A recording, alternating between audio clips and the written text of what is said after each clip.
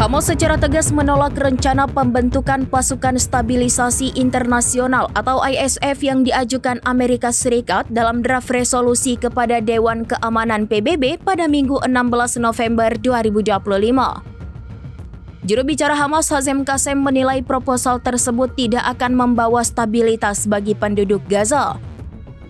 Mengutip laporan Tribun News pada 17 November 2025, Qassem dilaporkan menyebut bahwa rencana itu justru berpotensi memperburuk situasi karena dianggap tidak mencegah Israel melancarkan operasi militer di wilayah Palestina.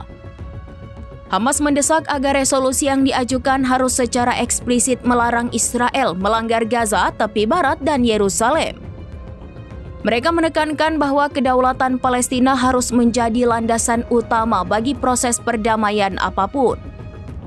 Situasi pembahasan kian rumit karena di saat yang sama Israel juga menunjukkan penolakan.